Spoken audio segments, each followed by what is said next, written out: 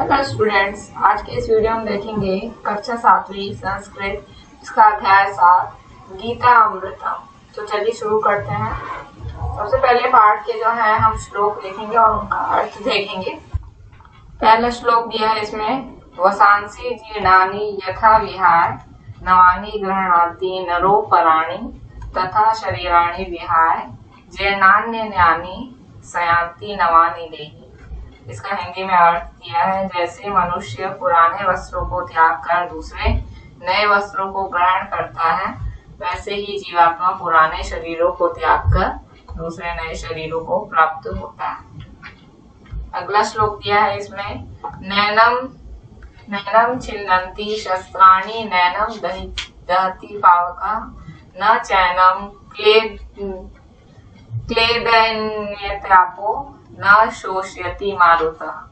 इसका हिंदी में अर्थ दिया है, इस आत्मा को अस्त्र नहीं काट सकते, इसको आग नहीं जला सकती, इसको जल नहीं गला सकता और वायु नहीं सुखा सकती। अगला दिया है, जातस्य ही ध्रुवो मृत्यु ध्रुवम न जन्म मृतस्य च तस्मादप्रिहारे अर्थे न त्वं शोचि तुमहर्षि। इसका हिंदी अर्थ है, क्योंकि इस मान्यता के अनुसार जन्मे हुए की मृत्यु निश्चित है और मरे हुए निश्चित है, इससे भी इस बिना उपाय वाले विषयों में तू शोक करने के योग्य नहीं है। अगला दिया है, कर्मण्यवाधिकारस्ते मां फलेषु कदाचन मां कर्म फल हेतु भूर्मा ते संगोत अस्तु कर्मणि। इसका अर्थ दिया है, तेरा कर्म करने में ही अधिकार है, उसके फलों में कभी नहीं, इसलिए तू कर्मों के फल का हेतु मत हो, हेतु मतलब कारण मत हो, तथा तेरी कर्म न करने में भी आसक्ति न हो। अगला दिया है 5वां, यदा यदा ही धर्मस्य ग्लानि भवति भारत अभ्युत्थानम धर्मस्य तदात्मानं सृजाम्यहम्। इसका मतलब है, हे भारत, जब जब धर्म की हानि और अधर्म की वृद्धि होती है, तब तब ही मैं अपने रूप को रचता हूँ, अर्थात साकार रूप से लोगों के सम्मुख प्रकट होता हूँ। इससे अगला दिया है, परित्राणाय साधूनां विनाशाय च दुष्कृतां धर्म संस्थापनार्थाय संभवामि युगे युगे। इसका अर्थ दिया है, साधु पुरुषों का उद्धार करने के लिए, पाप कर्म करने वालों का विनाश करने के लिए और धर्म की अच्छी तरह से स्थापना करने के लिए मैं युग युग में प्रकट हुआ करता हूँ। अगला दिया है, श्रद्धावान लभते ज्ञानम तत्पर संयतेन्द्रिय ज्ञानम लब्धा पराम शांति मरीचिरेणा दिगच्छति। इसका मतलब है, जितेंद्रिय साधन परायण और श्रद्धावान मनुष्य ज्ञान को प्राप्त होता है तथा ज्ञान को प्राप्त बिना विलंब के तत्काल ही भगवत प्राप्ति रूप परम शांति को प्राप्त हो जाता है।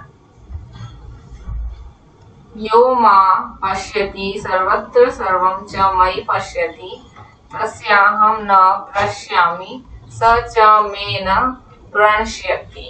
इसका अर्थ है, जो पुरुष संपूर्ण भूतों में सबके आत्मरूप मुझ वासुदेव को ही व्यापक देखता है और संपूर्ण भूतों को मुझ वासुदेव के अंतर्गत देखता है, उसके लिए मैं अदृश्य नहीं होता और वह मेरे लिए अदृश्य नहीं होता।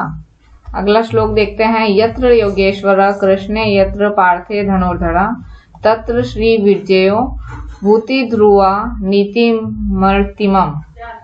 इसका अर्थ है, हे राजन, जहाँ योगेश्वर भगवान श्री कृष्ण है और जहाँ गांडीव धनुर्धारी अर्जुन है, वहीं पर श्री विजय विभूति और अचल नीति है, ऐसा मेरा मत है। अब इसके शब्दार्थ देख लेते हैं। वसांसी वस्त्र यानी कपड़े, जीर्णानी मतलब पुराने सड़े गले, क्लेदयंती मतलब गीला करते हैं, जातस्य मतलब उत्पन्न हुए की, ध्रुव मतलब निश्चित, शोचितुम मतलब सोचने के लिए, अहर्षि मतलब योग्य हो, अपरिहार्य मतलब अटल, ग्लानि है मतलब हानि, सृजाम्यहम् मतलब सृजामि प्लस अहम मतलब मैं जन्म लेता हूँ, पार्थ मतलब अर्जुन। अब इसके प्रश्न उत्तर देखते हैं। प्रश्न 1 संस्कृत में उत्तर दीजिए। प्रश्न पहला है कीदृशम शरीरम विहाय देहि नव शरीरम धारयति। इसका उत्तर है वसांसि जीर्णानि यथा विहाय नवानि गृह्णाति नरोपराणि शरीराणि विहाय जीर्णान्यानि संचाति नवानि देहि। दूसरा प्रश्न है शस्त्राणि की न छिद्यन्ति। उत्तर है शस्त्राणि आत्मा न छिद्यन्ति। तीसरा प्रश्न है पावक क न दहति। उत्तर है पावक आत्मनाम न दहति। चौथा प्रश्न है ईश्वर किमर्थम संभवति। उत्तर है ईश्वर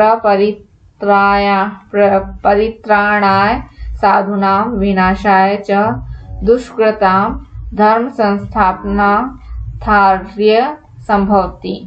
पांचवा प्रश्न है ज्ञानम क लभते। उत्तर है श्रद्धावान लभते ज्ञानम। रिक्त स्थानों की पूर्ति कीजिए। पहला दिया इसमें नैनम छिन्दन्ति शस्त्राणि। इसके आगे दिया है डैश, इसमें आएगा नैनम दहति पावकः।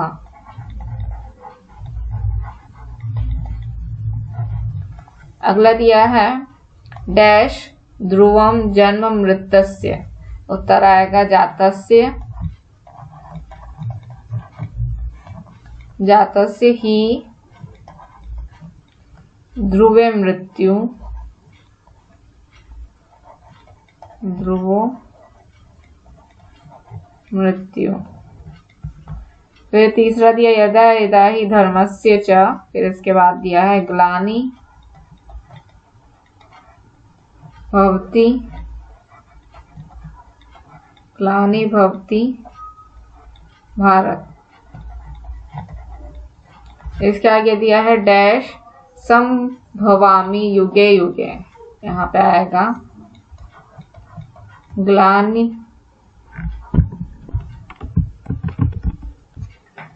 धर्म संस्थापनायार्थे धर्म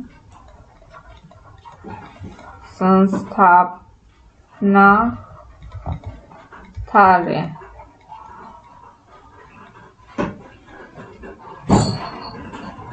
इसके आगे आएगा श्रद्धावान लभते ज्ञानम। इसके बाद है तत्परः संयतेन्द्रिय।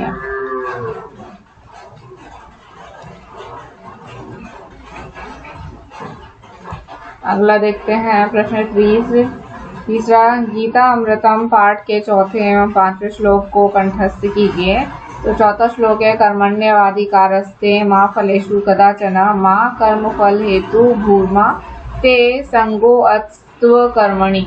तो ये श्लोक याद करना है और इसका अर्थ जो यहाँ दिया है तेरा कर्म करने में ही अधिकार है, उसके फलों में कभी नहीं, इसलिए तू कर्मों के फल का हेतु मत हो। हेतु मतलब कारण, तथा तेरी कर्म न करने में भी आसक्ति ना हो। इसके बाद पांचवा श्लोक दिया है यदा यदा हि धर्मस्य ग्लानिर्भवति भारतः अभ्युत्थानं धर्मस्य तदात्मानं सृजाम्यहम्। हे भारत, जब जब धर्म की हानि और अधर्म की वृद्धि होती है तब तब ही मैं अपने रूप को रचता हूँ, अर्थात साकार रूप से लोगों के सम्मुख प्रकट होता हूँ। ये वाला श्लोक भी जो है आपको ये वाला याद करना है। अगला प्रश्न दिया प्रश्न 4 संस्कृत में अनुवाद कीजिए। पहला है आत्मा मरती नहीं है। इसका अनुवाद होगा आत्मा न म्रियते।